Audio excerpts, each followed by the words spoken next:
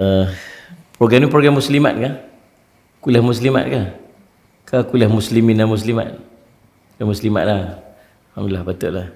Kena bagi muslimat duduk sini. Alhamdulillah. Teleng kepala saya ni tengok sini yang ni. Sini tak ada orang. Alhamdulillah, salli ala Muhammad. Dan puji syukur kita panjatkan kepada Allah SWT.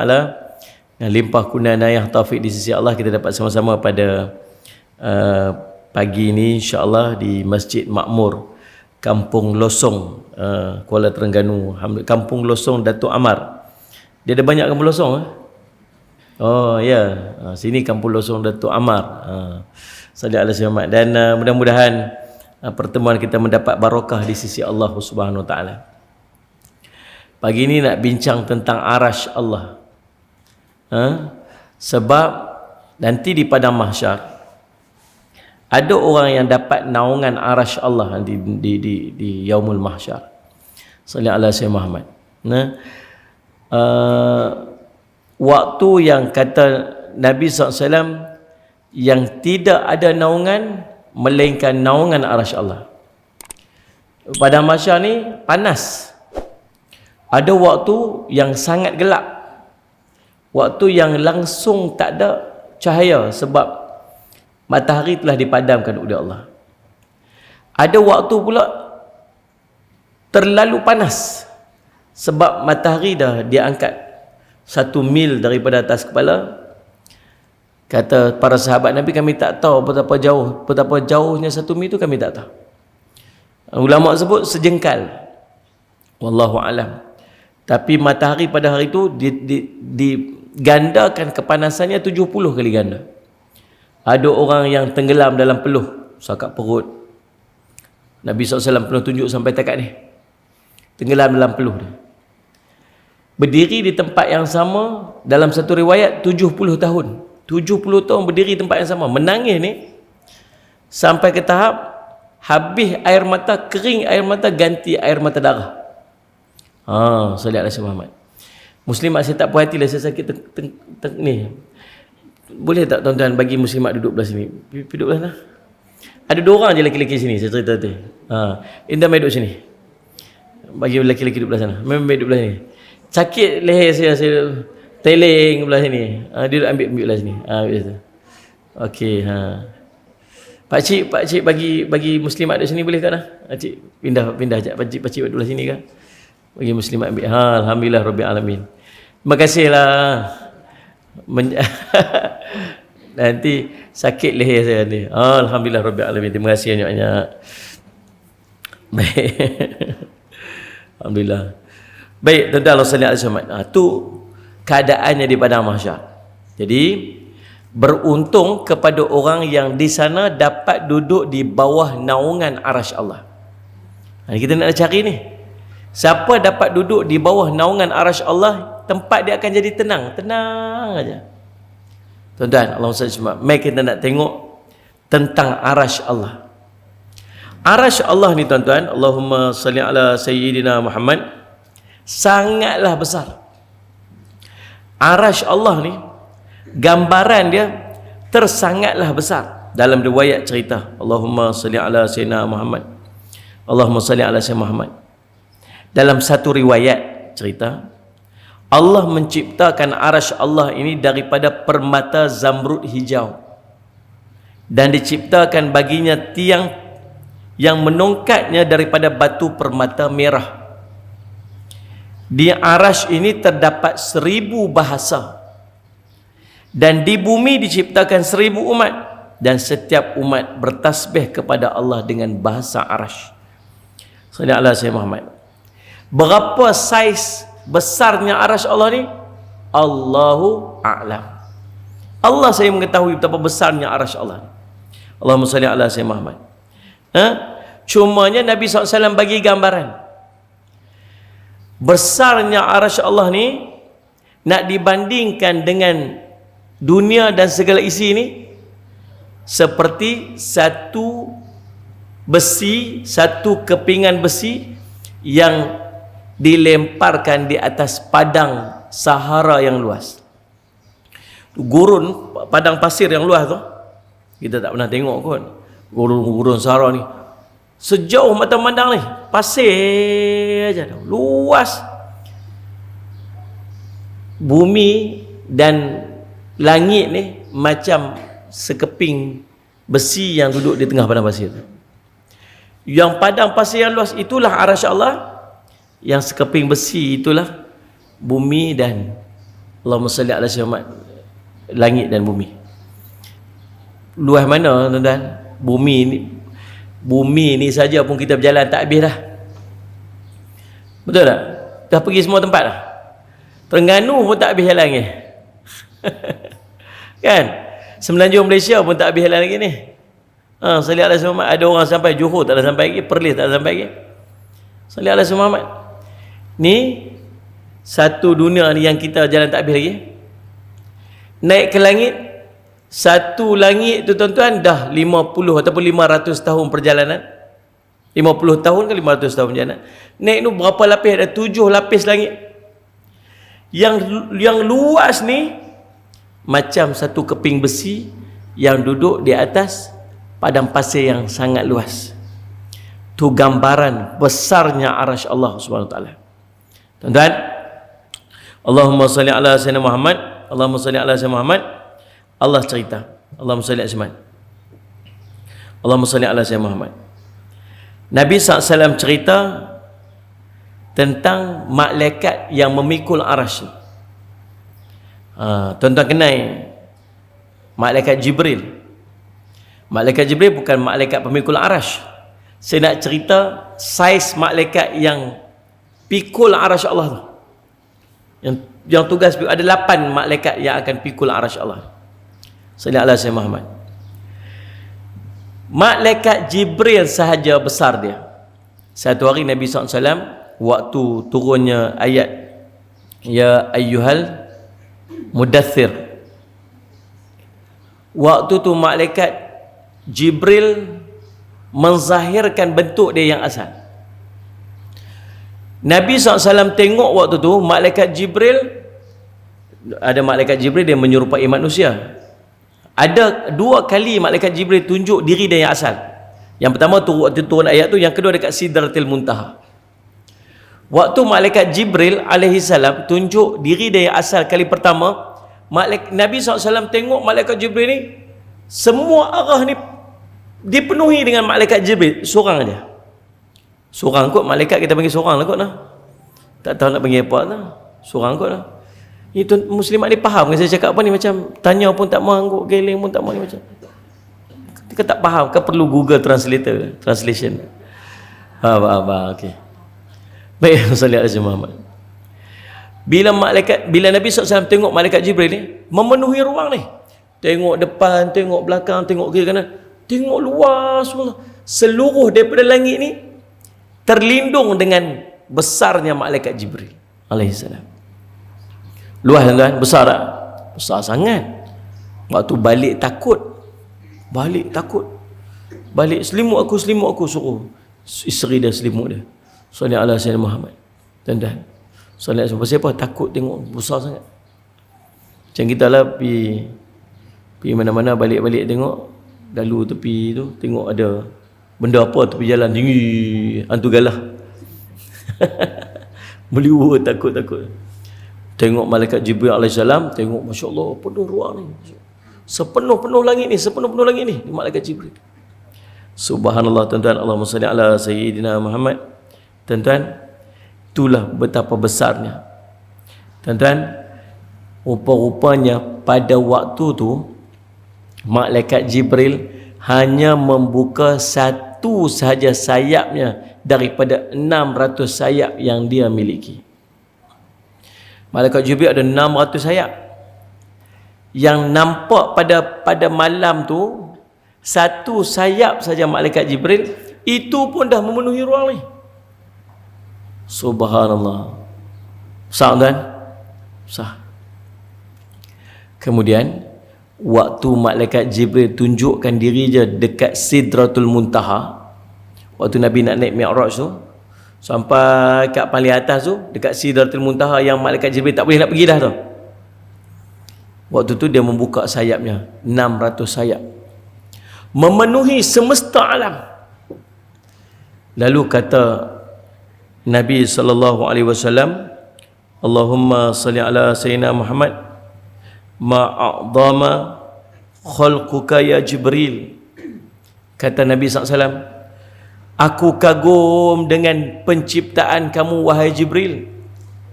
Tengok besar macam tu sampai memenuhi alam semesta ni. Bayangkan yang satu sayap ni saja dah memenuhi seluruh langit ni. Buka 600 sayap, Allah semesta alam lah. Sallallahu alaihi Muhammad. Malaikat Nabi kata apa? Aku kagum dengan penciptaanmu wahai Jibril. Tahu malaikat Jibril kata apa dekat Nabi SAW?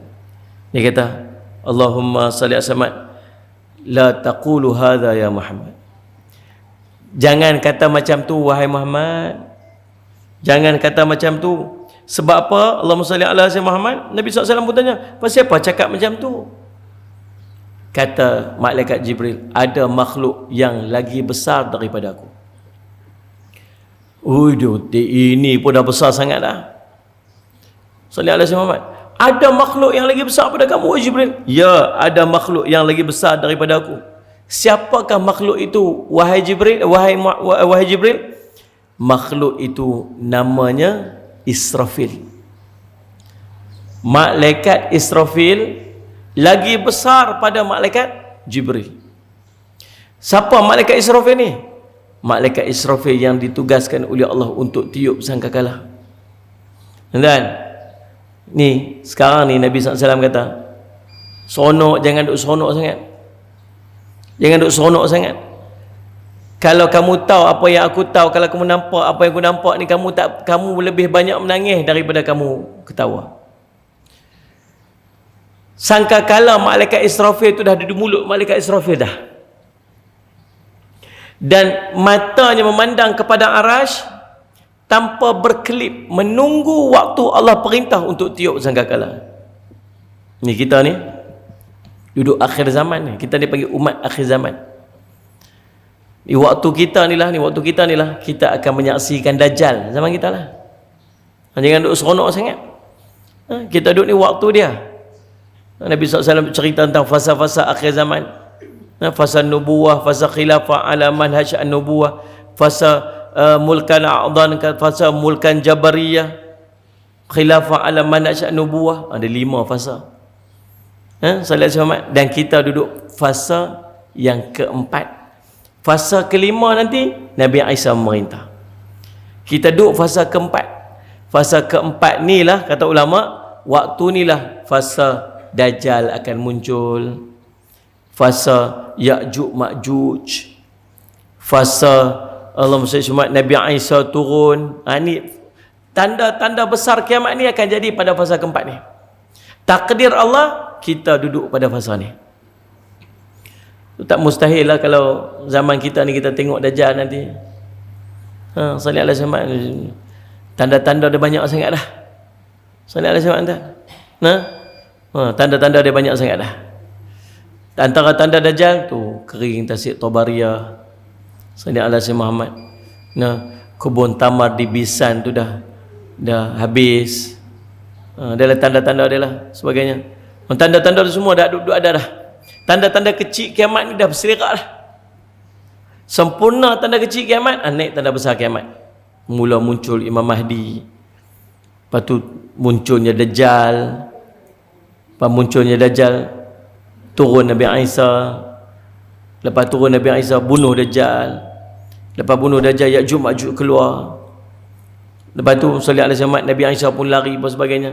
Kemudian Allah matikan Ya'juj Ma'juj. Ini semua sikun-sikun yang akan jadi. Cumanya bila sebut tanda besar kiamat, dia tiupan sangkakala ni ada 3. Satu dia panggil tiupan yang menakutkan, bunyi je. Dia bunyi. Sallallahu alaihi Muhammad. Bunyi yang menakutkan. Siapa yang dengar bunyi tiupan sangkakala dia takut, tapi tak ada apa lagi. Yang kedua, tiupan mematikan, tiupan kehancuran. Yang ni yang menakutkan. Waktu ni mudah-mudahan kita semua tak ada lah. Pasal Nabi SAW cerita, bila nak berlaku tiupan sangkakala yang menghancurkan ini, semua orang Islam yang ada iman dalam hati dia akan mati. Sallallahu alaihi Muhammad.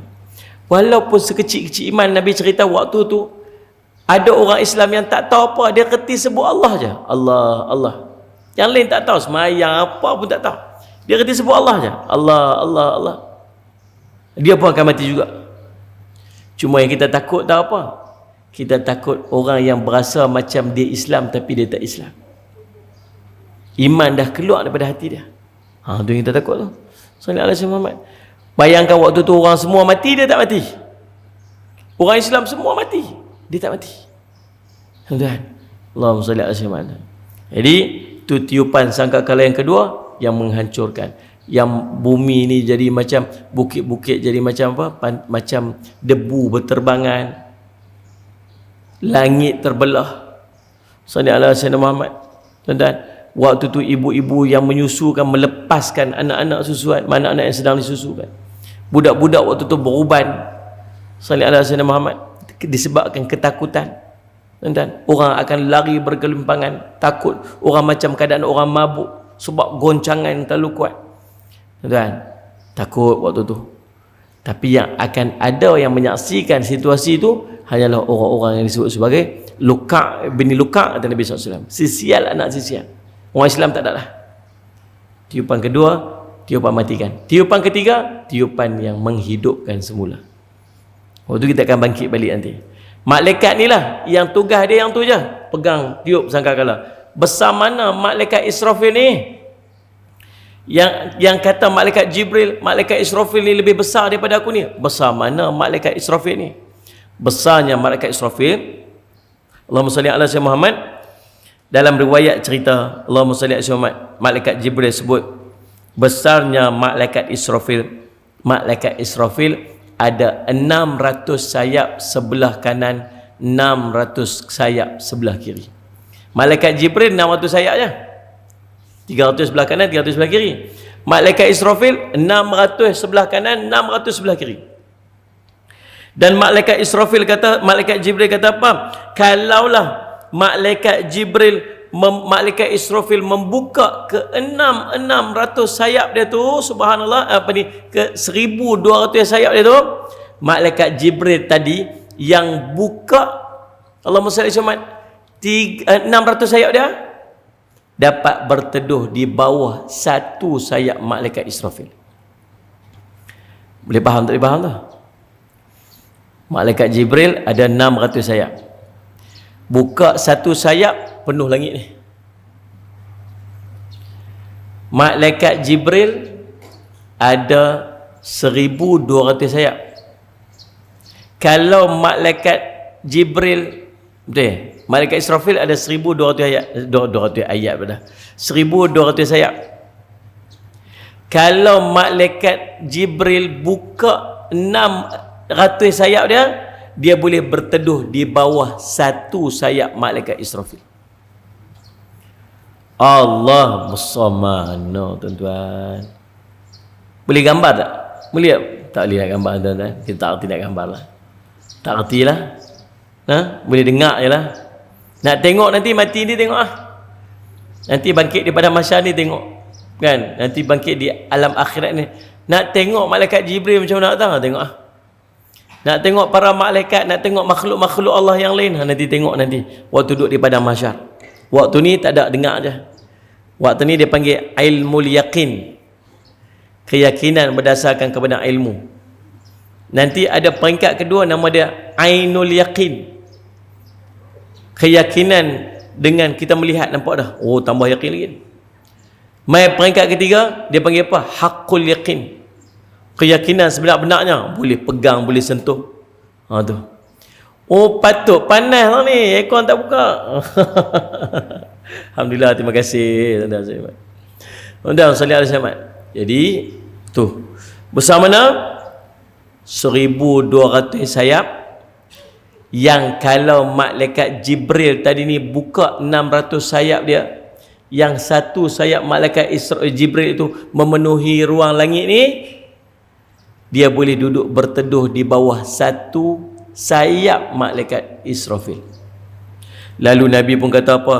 Allah, aku kagumlah dengan ciptaan malaikat Israfil tu.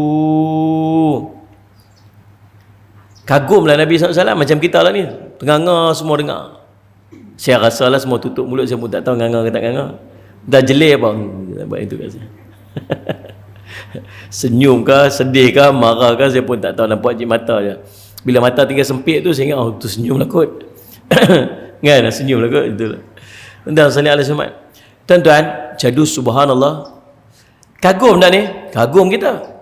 Takjub kita, macam tu punya besar salih alaihi wasallam. Nabi kata macam tu, kagumnya aku dengan ciptaan malaikat Israfil. Kata malaikat Jibril, la taqulu hadha ya Muhammad, jangan kata macam tu wahai Muhammad. Pasal apa? Ada makhluk yang lagi besar lagi daripada malaikat Israfil tu. Ya Allah, ada lagi. Ada. Subhanallah salli ala sayyidina Muhammad. Tuan-tuan, Allahumma salli ala Muhammad. Siapakah makhluk Allah yang lagi besar daripada malaikat Israfil tu? Salli ala sayyidina Muhammad. Allah sebut dalam surah Al-Haqqah ayat 17. Allah sebut, wal malaku ala arja'iha wa yahmilu arsya rabbika fawqahum yawma idzin thamaniyah. Sadaqallahul azim.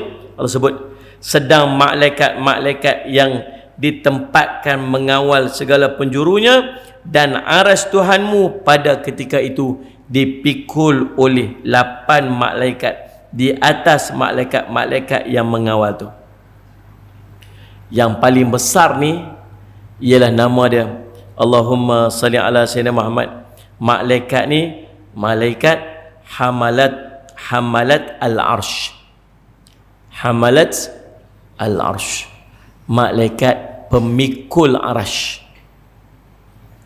Besar mana agak malaikat pemikul arasy ni? Allahumma salli ala sayyidina Muhammad. Dalam riwayat ni Jibril sebut, jika aku membuka 600 sayap aku masih boleh berteduh di bawah satu sayap malaikat Jibril. Malaikat Israfil. Jibril kata, kalau aku buka 600 sayap aku ni, aku boleh berteduh di bawah satu sayap malaikat Israfil yang punya berapa sayap malaikat Israfil? 1200 sayap. Subhanallah. Salah. Allahumma salli alaihi. Kata malaikat Jibril alaihissalam, Allahumma salli alaihi Muhammad lagi, kalau Israfil buka 1200 sayap dia boleh duduk berteduh di bawah satu sayap malaikat pemikul arasy. Subhanallah. Boleh faham? Malaikat Jibril 600 sayap. Satu sayap yang dibuka ni memenuhi ruang langit ni. Depan, timur, barat, utara, selatan. Satu sayap malaikat Israfil, malaikat Jibril. Kalau dibuka 600 sayap, 6 kali langit lah kot, 600 kali langit lah kot, tak tahulah. Sallallahu alaihi wasallam. Besar dah yang tu pun. Mai pula malaikat Israfil 1200 sayap. Maksudnya jumlah sayap tu dah sekali ganda lah daripada malaikat Jibril tadi ni. Tidak ni. Kalau dia ada 1200 sayap tu pun dah banding dengan malaikat Jibril, dah sekali ganda dah. Betul kan? Tapi besar lagi. Satu sayap dia tu, malaikat Jibril yang 600 sayap tu boleh duduk berteduh bawah dia. Subhanallah. Mai pula malaikat pemikul arasy, sallallahu alaihi wasallam. Malaikat pemikul arasy 2400 sayap. Allahumma salli ala Muhammad. 1200 sayap sebelah kanan, 1200 sayap sebelah kiri. Malaikat Israfil yang sangat besar tu, kalau dia buka 1200 sayap dia, duduknya di bawah satu sayap, boleh berteduh di bawah satu sayap malaikat Israfil.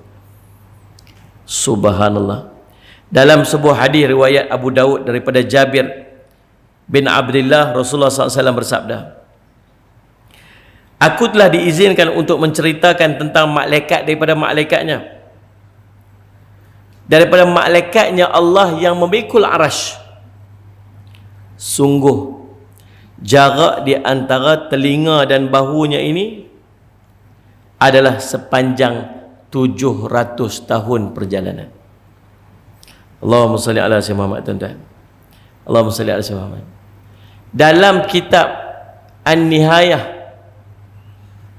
salli ala sayyidina Muhammad, wal fitan, An-Nihayah fil fitan wal malahib, karangan Imam Ibnu Katsir, petik, kalau malaikat pemikul arash ni berdiri, pijak kakinya itu di dasar bumi, salli ala sayyidina Muhammad, pangkuan dia ni, langit dan bumi ni duduk di antara pangkuan dia. Yang langit dengan bumi ni, setiap lapis langit tu 500 tahun perjalanan. 7 lapis langit, 5 kali 7 lah, salli ala sayyidina Muhammad, kan? Berapa? 3,500 tahun. Ni duduk ni dekat dia punya ni saja, dekat pangkuan dia ni saja. Tu langit dengan bumi ni, sampai telinga dengan bahu dia ni, tuan-tuan, 700 tahun perjalanan. Tu malaikat pemikul arash. Kalau malaikat pemikul arashnya besar tu, bayangkan betapa besarnya arash. Tak mampu nak bayang kita, jangan duk bayang. Tak boleh nak bayang, tuan-tuan. Allahumma salli ala sayyidina Muhammad. Dan tuan-tuan, Allahumma salli ala sayyidina Muhammad,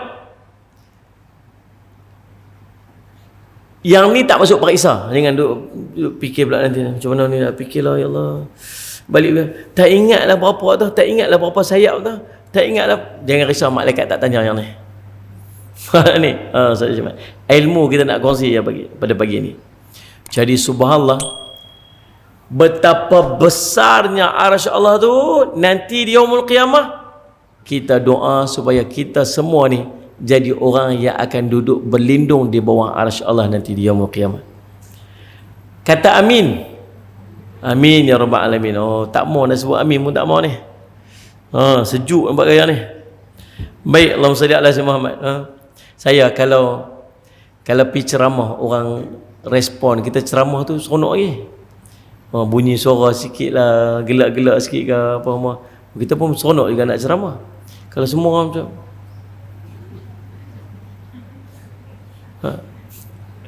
lagi satu, kalau main ceramah orang duduk jauh-jauh kan. Kita bukan jenis, kalau ustaz yang famous orang main ramai penuh lah. Kita jenis pergi ceramah 7 orang 8 orang macam tuan-tuan malam ni, pagi ni suka duduk jauh-jauh, kecil hati. Tahu tak naik kereta dia 12 jam pun tak nak sampai. Sampai ni pipi ceramah orang duduk jauh-jauh. Kalau tuan-tuan rasa macam mana? Tuan-tuan biasa tak pipi rumah orang, kita berjalan jauh pergi, kawan tuan-tuan, mainlah rumah saya, mainlah ziarah saya ni rumah saya ni apa semua. Kita pun pergi jalan jauh 4-5 jam, sampai pipi rumah dia duduk jauh. Semang dia, tanya dia, sihat ke?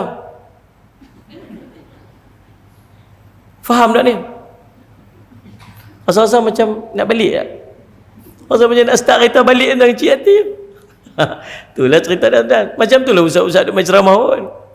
Bila main ni, orang senyum, orang duduk depan, dia cakap, orang respon, rasa macam orang ra'i juga.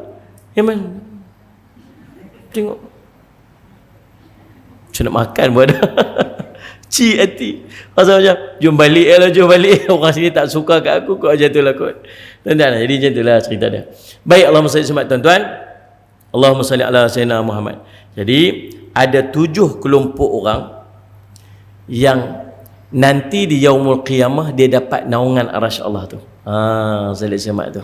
Jadi dalam tempoh setengah jam ni kita nak cerita pula siapa 7 orang yang kita kalau boleh nak jadi kelompok ni, yang nanti bangkit di padang mahsyar, dia duduk di bawah naungan arasy Allah. Orang lain tenggelam dalam peluh, orang lain duduk apa semua sebagai susah kat padang mahsyar, dia duduk tenang je dekat situ. Nak jadi orang tu? Dan kita nak tahu siapakah 7 orang tu. Kata Nabi SAW, Allahumma salli ala Sayyidina Muhammad, Allahumma salli ala Muhammad, sab'atun yudhilluhumullahu fi dhillihi yawma la dhilla illa dhilluhu. Kata Nabi SAW, ada 7 golongan manusia yang akan mendapat naungan Allah Azza wa Jal pada hari yang tidak ada naungan kecuali naungannya. Salli ala Sayyidina Muhammad. Apakah 7 kelompok tersebut? Kata Nabi SAW, yang pertama, al-imamul adil. Tulis al-imamul adil. Alif lam, alif hamzah bawah tu, mim alif mim, alif lam ain, alif dal lam. Al-imamul adil. Apa maksud al-imamul adil? Yang salah bukan al-imam, al-imam. Al-adil maksud dia imam yang adil. Imam ni maksud apa? Bukan tu imam kita ni. Bertanya, untunglah tok imam. Pasal apa? Depa dapat naungan arasy Allah. Pasal apa? Depa imam yang adil. Nama dia pula Haji Adil. Saya pak tuan-tuan. Jadi subhanallah, bukan imam tu semata. Imam yang dimaksudkan ialah pemimpin-pemimpin yang adil. Jadi pemimpin ni bukan senang tuan-tuan. Susah jadi pemimpin. Sebab tu tak payahlah duk teringin-teringin nak jadi pemimpin. Susah tuan-tuan. Tak payah duk offer diri jadi pemimpin. Undilah saya. Tak maulah saya. Saya pernah duk offer, Ustaz, bila jadi calon pilihan raya? Saya tak maulah. Tak mau takut. Ustaz, tak ada orang lain dah. Ustaz jadi calon. Tak mau. Ustaz, saya pergi tanya mak saya. Mak, boleh tak saya nak di calon pilihan raya, dia suruh. Mak saya kata apa? Tak payah. Tak payah duk gatai. Tanggungjawab besar lah. Tuan-tuan boleh bayang tak? Kita duduk di rumah. Saya di rumah saya lah Perdana Menteri. Menteri rumah saya, isteri saya Menteri Keuangan. Ni. Saya cakap tuan-tuan. Menteri-menteri semua tu isteri lah. Anak-anak rakyat jelata. Kita jadi Perdana Menteri. Kalau anak tak tutup aurat, siapa tanggung? Saya tanggung. Bila anak tak tutup aurat, kalau saya tak nasihati dia, anak tak tutup aurat, saya kena pastikan anak saya tutup aurat. Saya kena pastikan anak saya sembahyang. Saya kena pastikan anak saya reti baca Quran. Saya kena pastikan anak saya faham hukum hakam agama. Dan Allah akan cek. Salih semua, Allah tak tanya nanti dekat yaumul qiyamah, anak SPM dapat berapa. Malaikat tak tanya, matematik hari tu dia lulus ke tak. Malaikat tak tanya. Dia reti sembahyang tak? Dia reti baca Quran tak? Pergi ke akhirat, anak-anak kita beratok tuan-tuan. Salih semua, ayah ni Allah, ni ayah saya ni. Dulu dia tak pernah ajak saya baca Quran. Dia tak pernah bimbing saya. Saya tak faham agama, saya tak pakai tudung. Hari ni kami anak-anak beranak nak kena azab. Tahu siapa punya pasal Allah? Tu laki itulah tunjuk kat kita. Dia tak pernah ajak. Nak menjawab tuan-tuan, jangan main-main. Jadi, dalam rumah saya tu berapa orang? Nak kena pastikan anak saya baru 8. Baru 8. Tak tarik handbrake lagi. Kilang masih beroperasi seperti biasa. Tuan-tuan, Salih Alaihi Muhammad 8. Cucu dah seorang. Ada cucu seorang. Jadi dalam Salih Alaihi Muhammad, semua tu nak kena pastikan tu. Itulah yang pagi-pagi apa semua, bangunlah, semayanglah, pergi main jemaah lah, baca Quran lah, apa semua tu. Ayah tu. Sebab apa? Sebab takut dipertanggungjawabkan. Tu baru keluarga. Cuba naik atas sikit lagi. Jadi pemimpin dekat office. Kita jadi ketua jabatan dekat office. Ada tak tu orang yang duduk di bawah kita tu yang tak tutup aurat? Ada tak yang tak semayang? Ada tak yang tak tu? Ada yang tak ni? Ada yang tak buat? Ada yang tak kerti apa? Macam mana nak pastikan mereka tutup aurat? Macam mana nak pastikan? Tu tanggungjawab kita, Allah akan soal. Naik atas sikit jadi banyak kita. Ada tak dalam masyarakat kampung dia tu yang tak tutup aurat? Salih Alaihi Wasallam. Ada yang tak semayang lagi. Ada yang tak kerti agama lagi. Ada yang tak buat apa. Nak menjawab tuan. Naik atas lagi jadi ahli Dewan Undangan Negeri. Ada tak dalam don dia yang tak tutup aurat? Ada yang tak kerti agama lagi? Ada tak? Nak apa ikhtiar dia nak buat supaya orang ni faham agama? Tuan-tuan, Lumai lagi naik atas tu, jadi menteri besar, naik jadi jadi ahli parlimen, naik jadi lagi apa lagi? Sampai Perdana Menteri sampai apa? Jenuh nak menjawab tuan. Baik tu Allahumma salli ala sayyidina Muhammad. Dia kata, kalau rasa tak mampu tak payah. Tapi kalau orang amanahkan, maksudnya Allah izin. Ramai ada lah, ramai kita tengok. Kadang-kadang bukan dia mau sangat jadi. Macam YB kita ni lah, bukan pekat mau pun. Tapi kena suruh. Ustaz kena jadi, tak ada orang lain lah. Tak mau. Ustaz kena jadi, tak ada orang lain. Kan? Lepas tu, pakat-pakat bagusan, dia jadi calon. Bila kita ni, nak pilih pula siapa yang nak jadi wakil kita ni, kita kena tengoklah. Inna akramakum indallahi atqakum. Yang paling baik daripada kalangan kamu ialah orang yang paling bertakwa. Tengok dua calon tu, yang mana yang paling bertakwa sekali? Dalam dua tu, yang mana nampak macam soleh sikit, yang reti agama sikit? Pasal apa? Pasal dia nak buat kerja kita. Kalau boleh kita ni nak kena pastikan ada orang tutup aurat, orang apa-apa. Kita tak mampu nak buat seorang, tolong lantik seorang yang tolong buat kerja tu bagi pihak kita. Lepas tu nak ambil orang, boleh faham tak ni? Salih Muhammad. Lepas tu dia panggil tips nak mengundi. Nak mengundi, nak pilih siapa? Jawapan dia, inna akramakum indallahi atqakum. Yang paling baik daripada kalangan kamu ialah orang yang paling bertakwa. Tengok di antara tu, siapa yang paling bertakwa sekali, ambil dia. Ambil dia, tak buat kerja, kita lepas dah. Hari tu dia kata dia nak buat tu lah, dia nak buat ni apa semua, tiba-tiba dia tak buat. Tak apalah, kita lepas dah, ada jawapan daripada Allah dah. Jangan ambil orang kafir, tak boleh. Boleh faham tak ni? Dan Ustaz Syamad, sebab susah nak jadi pemimpin. Dan masing-masing ada tugas. Paling tidak kita tengok atas, kita tengok kita ni sebagai pemimpin. Kullukum ra'in, setiap pada kita ni pemimpin, dan kita akan dipertanggungjawabkan dengan apa yang kita pimpin. Tuan-tuan, seorang isteri ada tak apa yang duduk bawah kepimpinan seorang isteri? Kakak-kakak kat depan ni. Siapa? Anak-anak. Lepas tu harta suami. Nombor 3, maruah diri. Apa yang duduk jadi dalam rumah tangga jangan cerita ke orang. Anak-anak yang duduk dekat dalam rumah kita tu suami kita tu dia bertanggungjawab. Ingat suami kita dia bertanggungjawab untuk pastikan anak-anak kita ada agama. Dia juga bertanggungjawab untuk pastikan anak-anak kita solat 5 waktu satu hari. 7 tahun ke atas. Ingat tu, anak kita masuk 7 tahun, kena pastikan dia solat 5 waktu satu hari. Siapa punya tanggungjawab? Suami punya tanggungjawab yang Allah akan persoal. Tapi suami keluar pergi kerja, maka suami amanahkan kepada yang duduk di rumah untuk pastikan anak-anak dia buat benda tu. Siapa dia? Isteri dia. Kalau isteri tak suruh, siapa tanggung? Isteri yang akan tanggung. Ingat tu, salih alaihi Muhammad. Suami keluar pergi kerja, pastikan anak-anak dapat, pastikan anak-anak pergi sembahyang, pastikan anak-anak tutup aurat dengan sempurna. Suami tak tahu. Balik tengok tu, mak kadang suruh anak sembahyang, pergi sembahyang. Mak duk tengok drama Korea. Mana? Tengok cerita Indonesia macam kena santau. Cerita Indonesia pun macam tu, jenis mata jigir-jigir, tahu tak? Cerita Indonesia macam tu. Dia yang tengok pun macam tu juga, macam kena santau. Suruh anak sembahyang. Bibi sembahyang cepat. Suruh anak tu.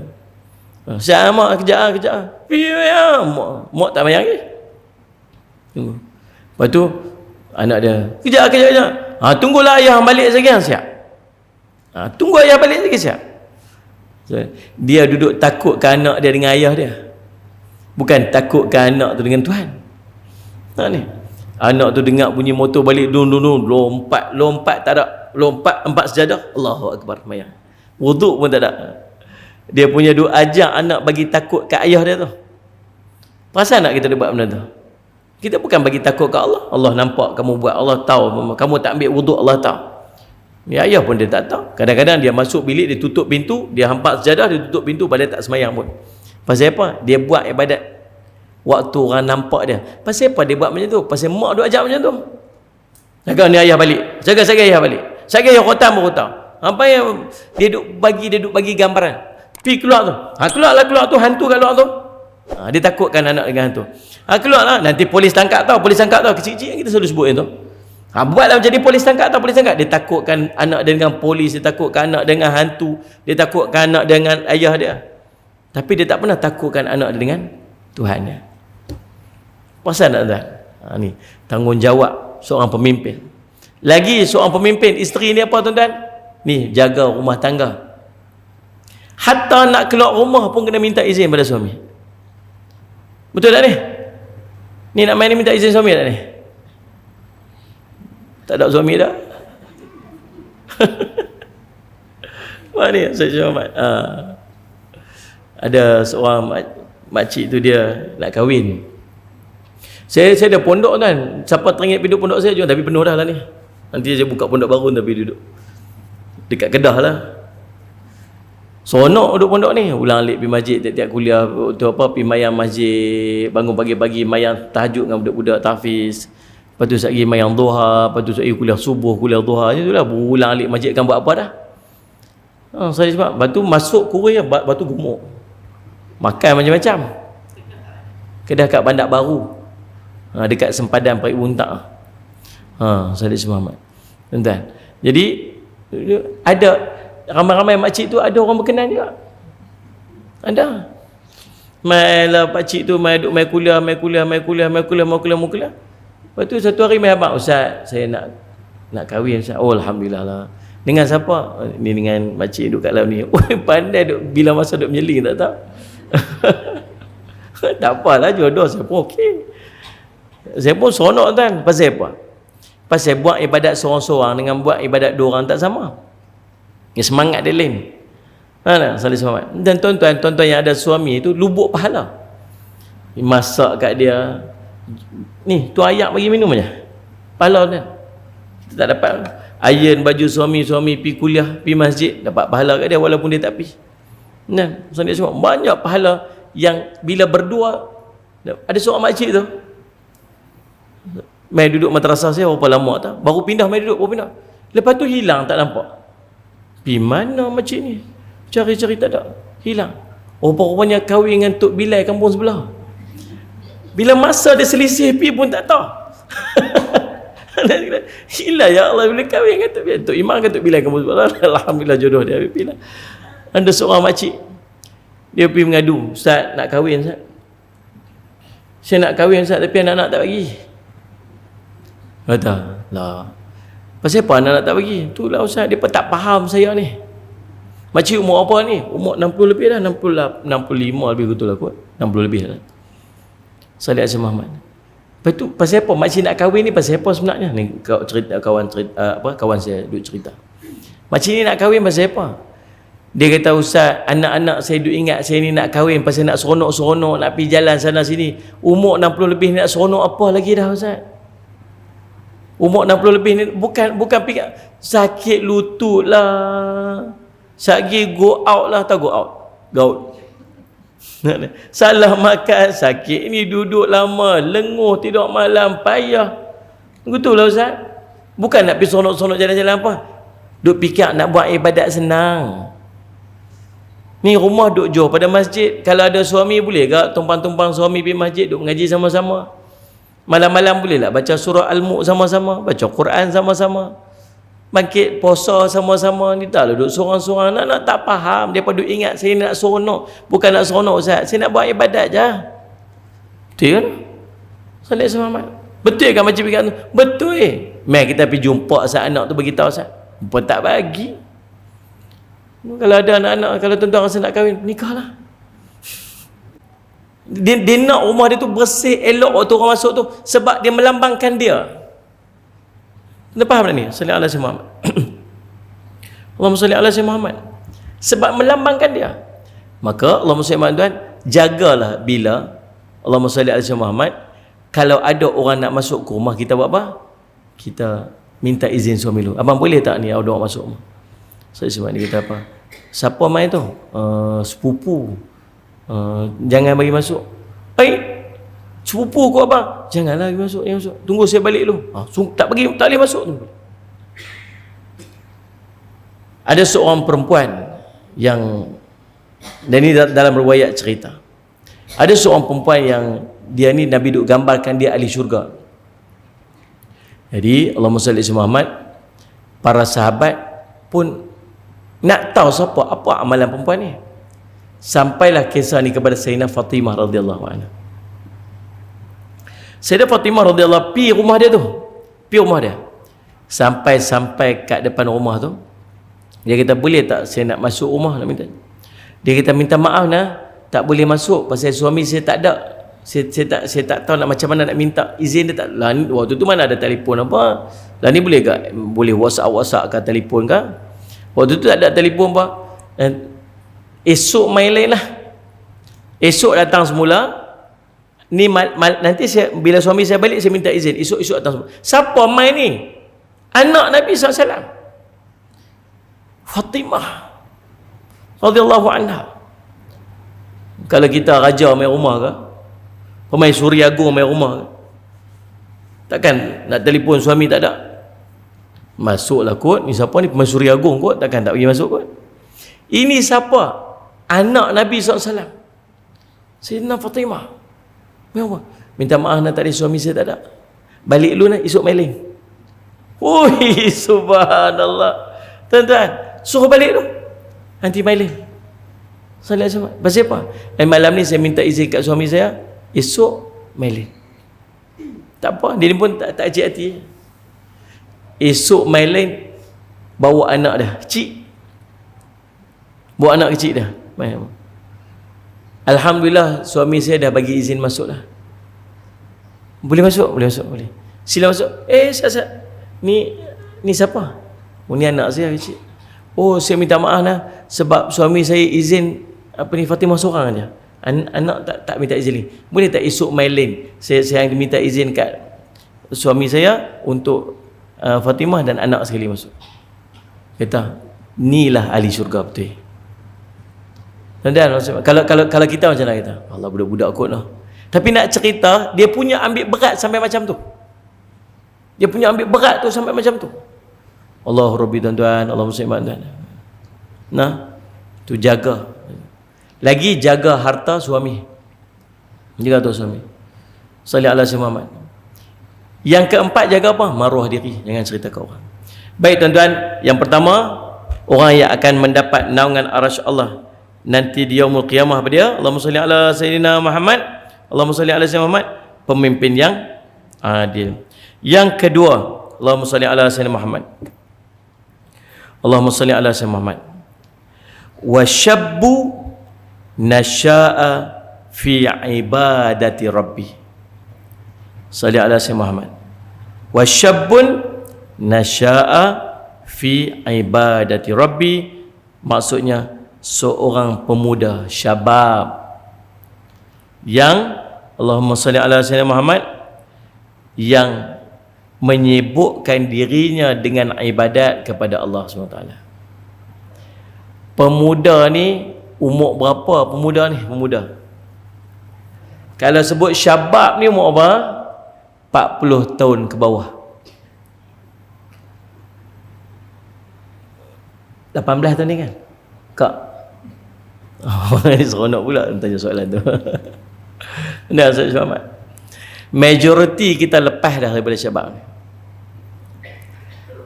Untung kalau waktu muda kita jadi orang ni. Tapi tak ramai orang dapat nikmat ni. Bawah 40 sibuk ibadat dekat Allah. Tuan-tuan tengok, sekarang ni tak macam dulu-dulu. Sekarang ni banyak ma'had tahfiz, banyak madrasah, sekolah agama. Budak-budak yang duduk sekolah agama tu tuan-tuan, saya tak macam ni, tabik kat mereka.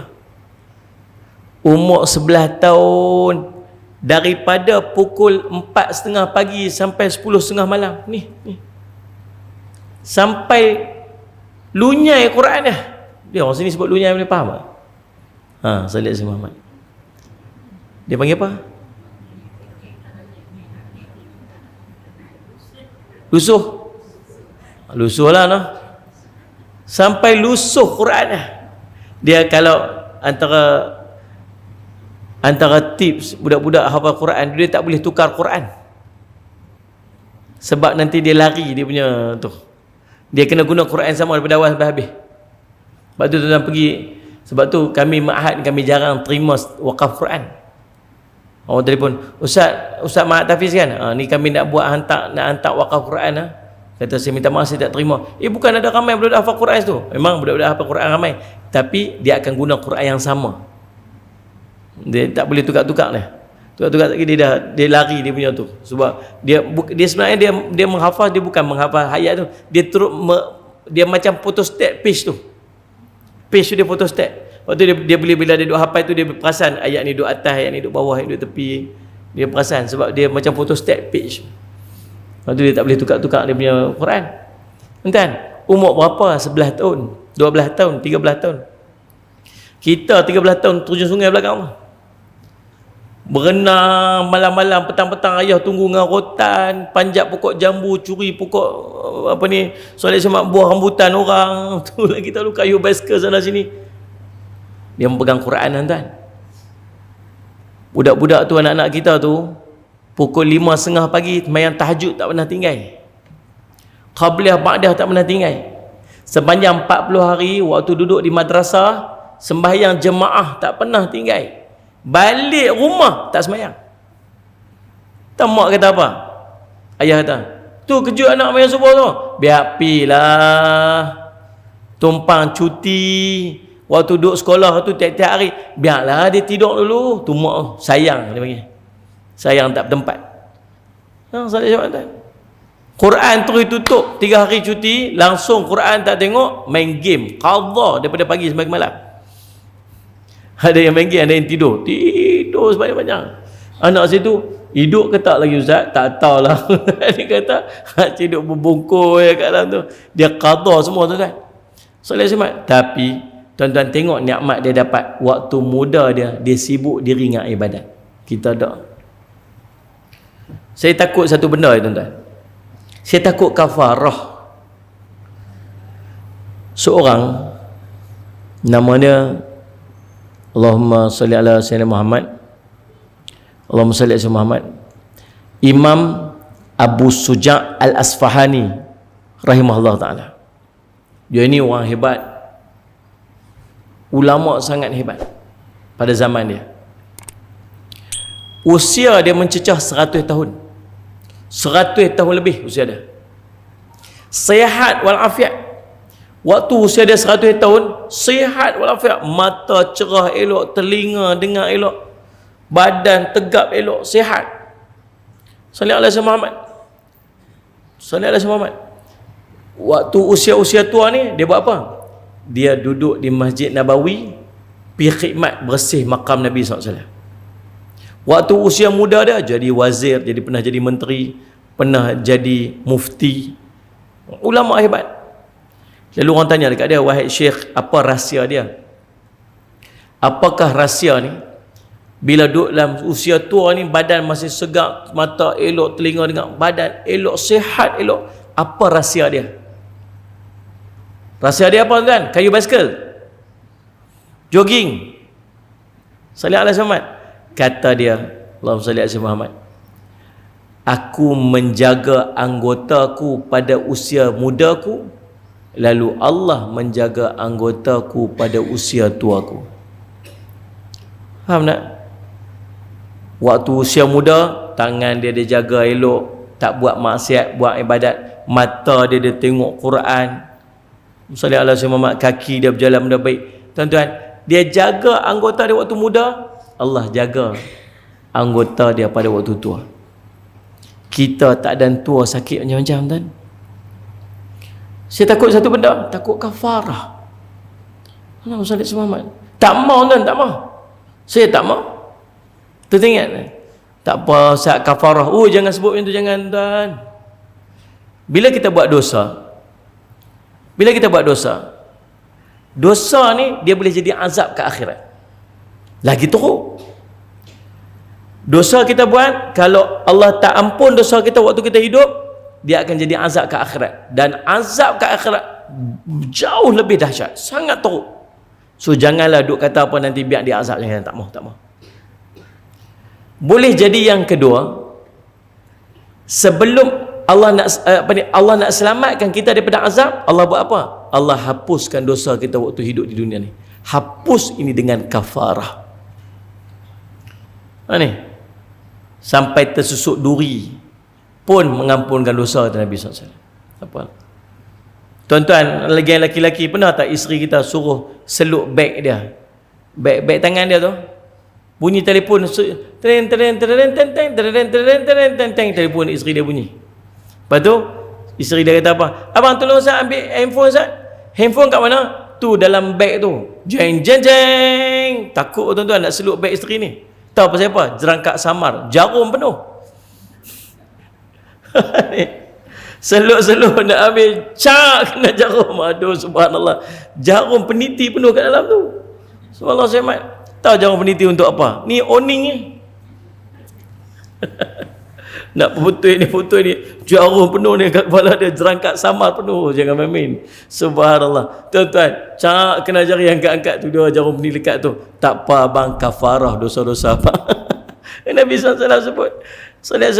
Tuan-tuan, walaupun tersusuk duri akan jadi pengampunan dosa. Ada orang sakit teruk. Ada orang diuji dengan penyakit-penyakit yang teruk, ada orang diuji dengan musibah-musibah yang berat. Kafarah. Tapi sanggup ke tuan-tuan? Sanggup tak dengan kafarah ni? Saya tak sanggup tuan, saya tak mau. Ada sahabat Nabi SAW tuan-tuan, dia sakit teruk sampai lembik. Lalu Allahumma salli ala sayyidina Muhammad, Allahumma salli ala sayyidina Muhammad. Nabi SAW pergi ziarah dia. Nabi kata kat dia, kamu ni ada minta apa-apa ke?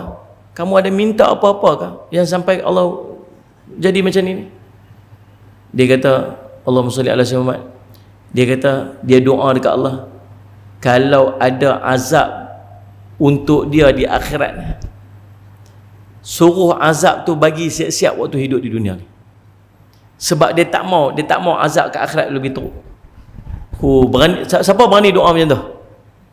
Kalau ada, biar ke akhirat dia bagi selamat elok lah. Kat dunia ni bagi azab siap-siap. Dia doa macam tu, dan sungguh Allah makbul doa dia. Sampai lembik dia teruk, tak boleh buat apa. Nabi kata apa? Jangan doa macam tu, kamu tak akan mampu. Tapi berdoalah, Rabbana atina fid dunya hasanah wa fil akhirati hasanah wa qina adzabannar. Minta itu. Bagi Allah bagi selamat dunia, selamat dekat akhirat, Allah bagi jauh pada api neraka. Minta itu. Dan setiap dia minta doa yang tu, Allah sembuhkan penyakit dia. Maksudnya yang ketiga, Allah boleh apa? Dengan dosa yang kita ada, Allah ampunkan dosa kita tanpa kafarah, dan kita bangkit di akhirat tanpa dosa. Boleh tak? Boleh. Tuan-tuan, tapi nak cerita, kita telah melalui zaman syabab kita, zaman muda kita, dan kita telah buang macam tu saja. Majoriti kita, tuan-tuan. Nak buat macam mana? Kita dulu salah, kita dulu jahil, kita tak erti. Ni muslimat ni pakai tudung comel elok, tudung labu-labu, kaki pakai stokin, tangan pakai stongan, kan? Okeylah, senang sikit sebut lah. Hand, sock tak erti sebut, stongan je lah. Stokin, stongan, faham sudah. Punyalah kita jaga aurat kita ni. Dulu tudung pun tak pakai, rambut tu elok sikit pada hantu Kak Limah.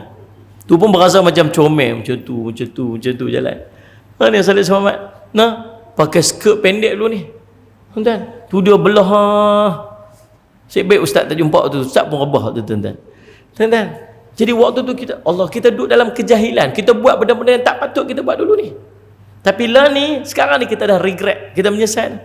Kalau lah boleh patah balik waktu tu, tak mau pakai tu, malu lah ustaz. Mai ustaz balik duduk, mai ustaz mai lah rumah saya ustaz nah. Pergi rumah dia ada album gambar tepi tu. Ustaz pun gambar siapa tengok? Ustaz jangan tengoklah. Pasal apa? Loh, ni artis mana ni? Artis apa? Ustaz makcik lah tu. Astagfirullahalazim. Dan saya sama tuan, Kalau boleh nak patah balik zaman tu, tak mau buat benda-benda. Tapi nak buat macam mana? Benda dah lepas dah. Sebab tu tuan-tuan, kita pernah buat salah, kita pernah buat silap. Yang lebih malang, kita biar anak kita melalui kesalahan dan kesilapan yang sama. Sebab tu kita punya duk jaga anak-anak kita, dia pun bukan faham. Jangan buat macam tu, jangan buat macam ni. Pasal apa kita tak bagi sangat? Pasal kita dah pernah buat tu. Sebab tu kita tak mau dia buat macam tu. Betul kan? Dia pun tak faham. Kata, oh mak ni mengongkong sangat, oh ayah ni mengongkong sangat. Bukan mengongkong, aku pernah terjun lubang tu, aku tak mau kamu terjun lubang yang sama. Dia tak faham. Kita tak mau dia regret. Macam mana kita regret waktu kita tua? Tuan-tuan, kita punya jaga dia. Tahu waktu mencabar anak kita ni umur 14, 15, 16, sementara nak sampai umur 18.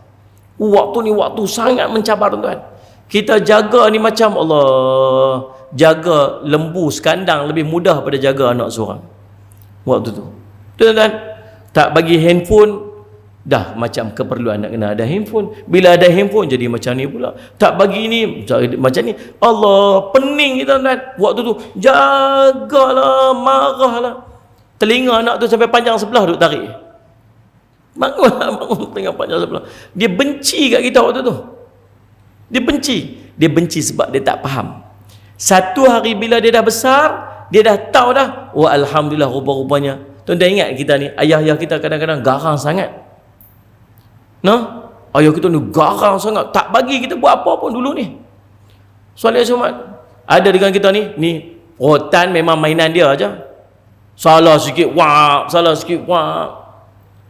Buat kejut kita, bangun merah mata-mata. Soalan Jumaat. Tapi bila kita dah tua, kita sebut kebaikan-kebaikan dia. Alhamdulillah ayah aku buat aku macam ni dulu.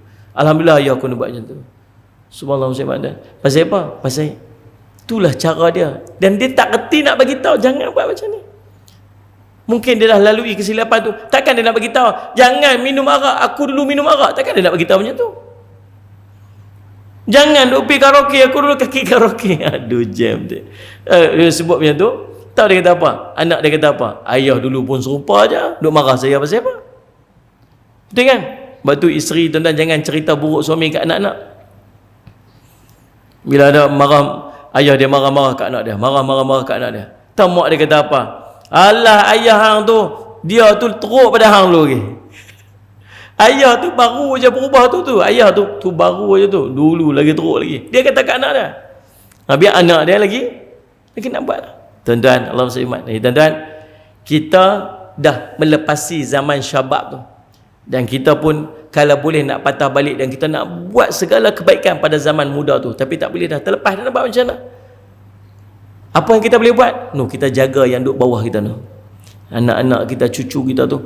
Waktu nak pastikan dia jangan terlepas zaman tu. Sekarang ni duduk lama, lenguh ni. Ni saya duduk perhati tengok ni. Duduk kira-kira dah 237 kali dah ubah kaki tu. Kok sini. Tinggal tak menungging lagi, tuan. Ustaz, Allah lengulah bila lah Ustaz nak berhenti ni, kata 10.30 nak berhenti, dia lajak dah sikit ni. Bayangkan kalau kita main ni waktu usia muda dulu ni. Duduk sila sedap tegak. Betul kan? Sekarang ni Allah, baru start 5 minit, lena dah. Itulah. Bayangkan kalau duduk ni waktu umur 18, mata terang elok. Salih alaihi wasallam kan? Bagi satu apa? Hafaz elok. Waktu muda-muda. Sekarang ni salih alaihi wasallam. Ustaz cerita ceramah sejam. Dia keluar-keluar situ lagi orang tanya tu. Suami dia, "Pergi mana dia?" "Ada kuliah Ustaz, ceramah." "Ustaz tu cerita apa?" Panjang sungguhlah kuliah Ustaz tu. Bukan tanya panjang pendek, dia cerita apa? Luas sungguhlah ilmu dia. Bukan tanya panjang pendek luas apa, dia cerita apa? Tak tahu, saya pun lupa habis dah. Tak ingat, susah nak ingat pasal ramai tua. So bayangkan waktu muda. Bayangkan waktu muda ni macam mana kita punya semangat nak buat sunat duha, macam mana semangat nak baca Quran. Sekarang ni terhalang, nak berdiri lama pun tak boleh. Nak sujud lama-lama pun tak boleh. Sakit sana, sakit sini. Bayangkan kalau amalan kita nak buat ni waktu kita usia 11 tahun, waktu kita usia 15 tahun, 18 tahun, 20 tahun. Tak ada, zaman tu kita terlepas. Nak buat macam mana? Kita terlepas dengan tu, zaman tu, jangan biarkan anak-anak kita pula terlepas zaman tu. Manfaatkan sebaiknya. Tuan-tuan, berhenti takat 2 aja. Lagi 5 lain rancangan. Banyak cerita lagi. InsyaAllah, mudah-mudahan sedikit pada perkongsian itu jadi manfaat untuk kita semua. InsyaAllah, saya minta ampun, minta maaf salah dan silap. Aqulu qawli hadza wa astaghfirullah li wa lakum. Wassalamualaikum warahmatullahi wabarakatuh. Terima kasih atas perhatian semua. Kita jumpa lagi lain masa dan ketika, insya-Allah. Wallahu subhanahu wa ta'ala a'lam. Bismillahirrahmanirrahim. Alhamdulillahirabbil alamin wassalatu wassalamu ala amin sayyidina Muhammadin wa ala sahbihi ajmain. Allahumma faqihna fid din wa 'allimna ta'wil waj'alna min ibadikas salihin wa hdinas siratal mustaqim. Allahumma arina haqqan haqqan warzuqna ittiba'ah wa anna batila batilan warzuqna ijtinabah. Wa sallallahu ala sayyidina Muhammadin wa ala sahbihi wasallam. Alhamdulillahirabbil alamin. Terima kasih.